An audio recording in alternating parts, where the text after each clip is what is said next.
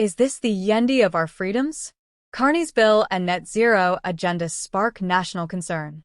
Prime Minister Mark Carney's newly introduced Strong Borders Act has ignited one of the most sweeping and contentious legislative debates in recent memory. Touted as a border security measure, the bill harbors hidden clauses that threaten core freedoms Canadians have valued since Confederation in 1867. It repeals long-standing male privacy protections, granting Canada Post and law enforcement the right to open and intercept letters without obtaining a warrant. As Canadians send personal, business, or legal correspondence, the shield of privacy they once took for granted is being quietly dismantled. Behind the scenes, civil liberties groups and opposition MPs are raising red flags. The warrantless mailbox access is only the starting point. Under this bill, police and border agents would gain significantly expanded surveillance authority. They'd be able to request internet subscriber data, phone records, or even bank account details with minimal oversight or judicial review. The concern is that these so-called border powers will drift into the digital realm, monitoring texts, emails, and financial transactions, and become permanent tools of state oversight. Making the situation more troubling is the individual associated with driving the legislation, Public Safety Minister Gary Anandasangari. Previously, he served as legal counsel in defense cases for asylum seekers tied to the LTT, a group listed as terrorist. Now he's entrusted with some of the broadest domestic enforcement powers ever proposed. When journalists pressed him on this stark contradiction, his response was stiff, fumbling, and evasive. Questions remain. Can a minister with such a background impartially uphold national security without bias or external perception issues? What alarms many Canadians is that this attack on privacy extends to financial freedom. The act proposes criminalizing cash transactions over $10,000. That covers everything from legal charitable donations and private sales to parent-to-child family gifts. Proponents frame this as a line in the sand against money laundering. But critics, such as Conservative leader Poilievre, argue it's a step toward a surveillance economy.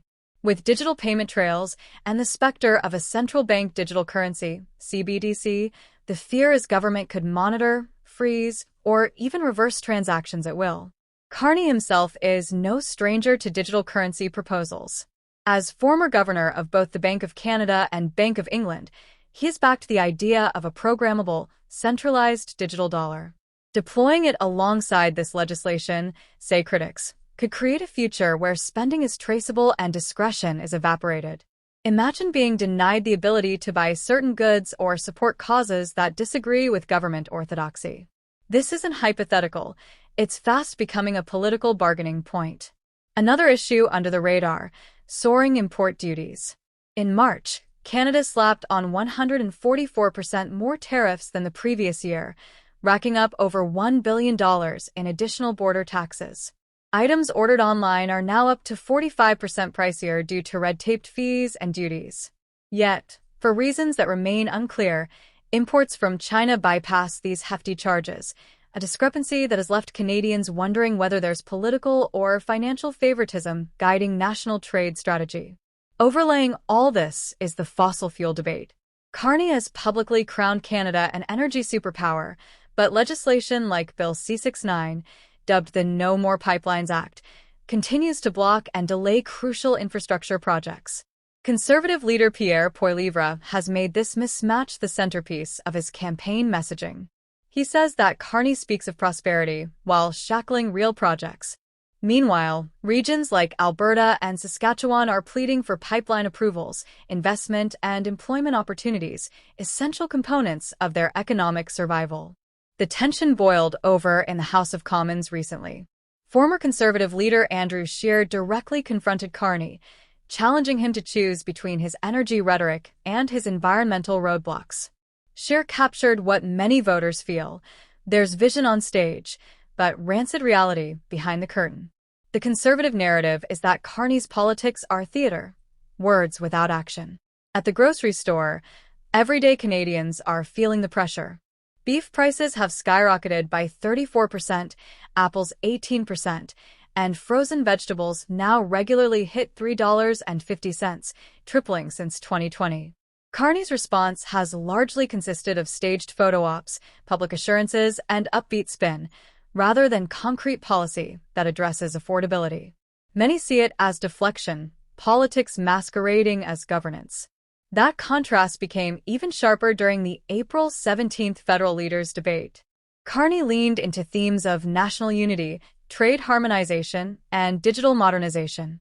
Pierre Poilievre, on the other hand, unapologetically championed smaller government, fewer taxes, and fewer bureaucratic barriers, from environmental reviews to provincial red tape. It was more than a policy debate.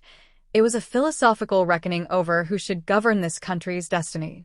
Key platform differences emerged vividly.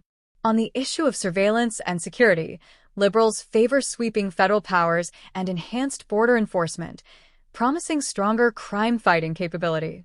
Conservatives promise to empower local police forces, enforce stricter sentences, and protect personal liberties. Regarding the broader economy and household affordability, Carney is betting on modest tax relief and targeted supports, while Poilievre is pledging deep tax cuts and deregulation funded by disciplined budgets. On energy and the environment, Liberals support a transition that balances resource growth with emissions targets. Conservatives want immediate pipeline approvals, repeal of the carbon tax, and streamlined project rollouts. These debates show a deeper divide in Canada's political identity. Carney and his supporters claim that national cohesion, strong regulation, and centralized oversight are essential for modern crises, from pandemics and digital finance to climate and trade volatility. Poilievre and conservative voices argue for freedom-first governance, less government interference, more individual choice, and open markets. Both sides paint a vastly different future for Canada.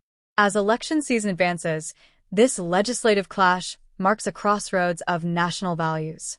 Will Canadians accept stronger state control in the name of security, digital integration, and global influence? Or will they defend individual rights to privacy, speech, money, and enterprise? The Strong Borders Act has become less about crossing lines and more about drawing them. At its core, this debate forces Canadians to consider their priorities. Do we surrender freedoms for the illusion of protection? Or do we chart a bold course toward autonomy and decentralized opportunity? Mark Carney is betting on the former, Pierre Poilievre the latter. The nation must now decide whose vision defines its future. Deep in homes across the country, voters are asking, are we safer, or are we losing ourselves? That question may well define the next generation of Canadian democracy and who we become as a nation.